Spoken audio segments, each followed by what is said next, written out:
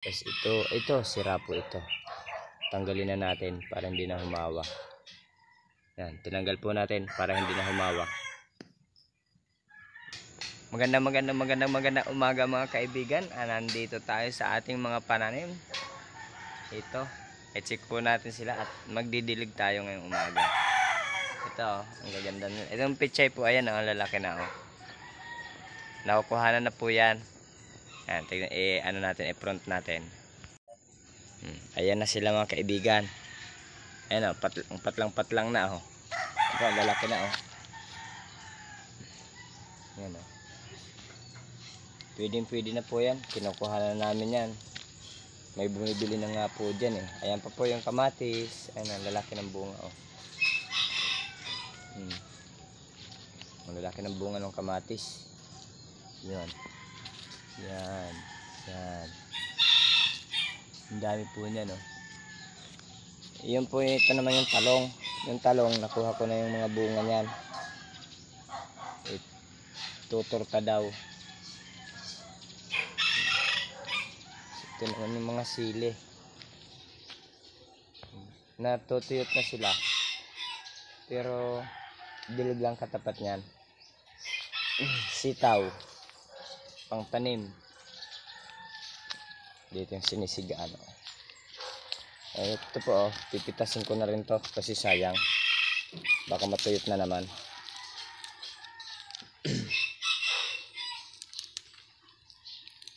Maliliit lang sila. Ito, pangtanim na naman po ito. Ito, pangtanim. Okay na to, pang dagdag natin.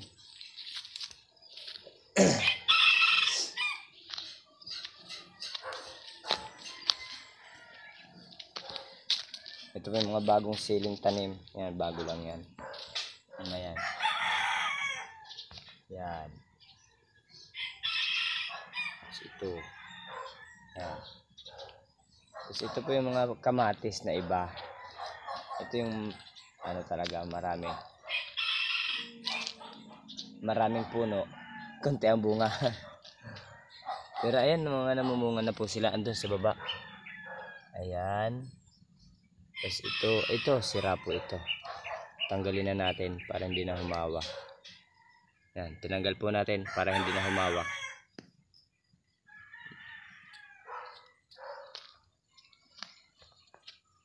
Ito po,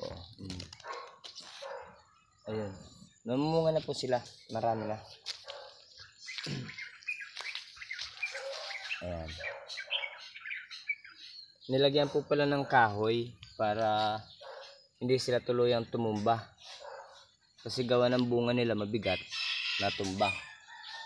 So, dito oh.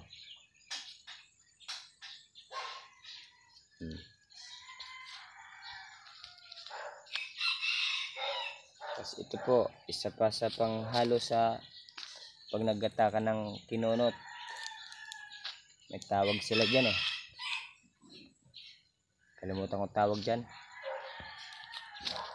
Ayan. Ito. Oh, yan. Ayan, isa kaibigan, napakaraming bunga kamatis. Daan tayo dito. Ayan po, napakaraming bunga. Isang puno lang po yan, oh. Ayan, may kahoy, gawa ng yung bunga niya lumalantoy na yung katawan, nabibigatan. Diba ang dami?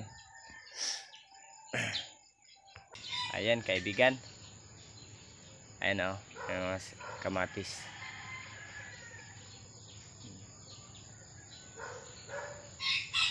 Sige kaibigan, magdidilig muna tayo ngayong umaga para fresh sila lahat.